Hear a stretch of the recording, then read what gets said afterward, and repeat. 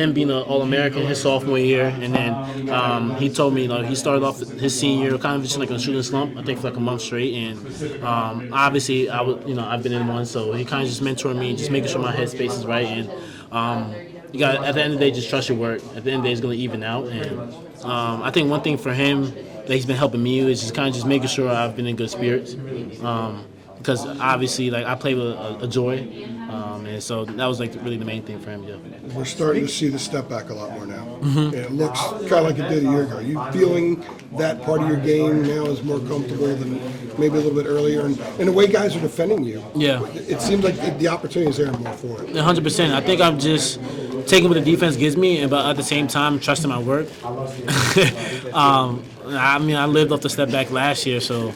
I think it's coming back right now, and I think also with my teammates, their ability to score, and now you got to pick your poison, whether you're going to guard them or me. So that's opened up a lot of space for myself, and that's why I'm able to get a lot of easier shots. Pink shoes tonight. Last year you wore them scorched for a while. Was that a conscious decision to say it's time to try them again? I'm superstitious, but then not superstitious. So I kind of just want to start off, going into ACC play. I know this wasn't an ACC game, but it's kind of just this month that we're about to head into on the right track. And I feel like my pink shoes are my lucky shoes. So that was my decision going into today's game.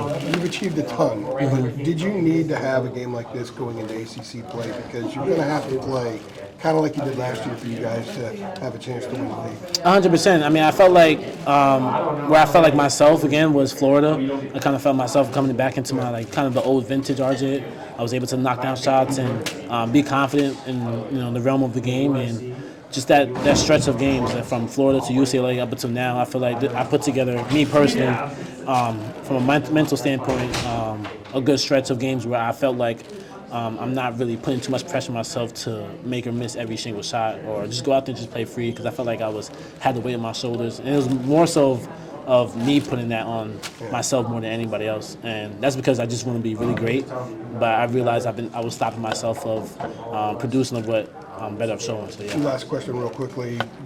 You were acknowledged during the game for setting a record, and you're top of the key, and pretty loud ovation. Your little hand gesture. What was going through your mind, and what was that gesture? I just thank God for just putting me in this position to be able to achieve that. I think there was a reason I came back. There was a reason I'm in this position. So all the glory goes to him, and that's what I did. So I just wanted to thank him, because my life has changed from a year last year up until now, and I'm just grateful for everything that's been coming my way, and I just really want to finish the season out strong. So yeah.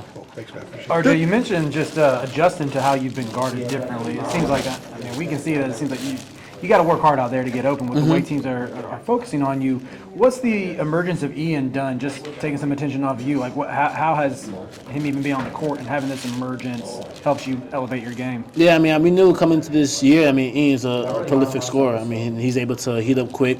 He gets out in transition. He's able to knock down threes. So it definitely, released some tension from me in terms of kind of just being able to guard me, but now you have to guard him as well. And he's been doing a great job of playing a lot of stretch of games where he's scoring the ball at a high level, and I'm super proud of him. And that's like my little New York little brother. So, I think he's got a lot of more games left in him. If you have one word to describe his game, what would it be?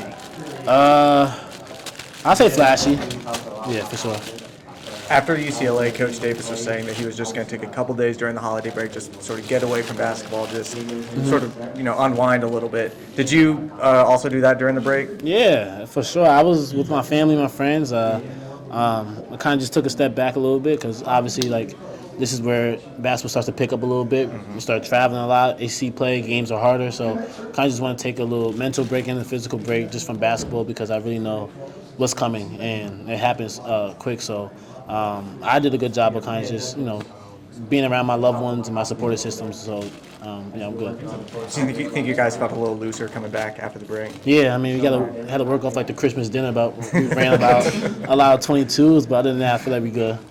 As the game progressed, it seemed like you guys were going from inside out more than the reverse. Was that more of an emphasis at halftime? Yeah, I mean, we knew that they didn't really have that many shot blockers going into the game, so Coach Davis really just wanted us to dominate points in the paint. So I feel like we settled a little bit in the first half, kind of threes. I think we shot like 13, but we was effective in the paint, so we was able to get to the line, and that's how we wanted to play inside out.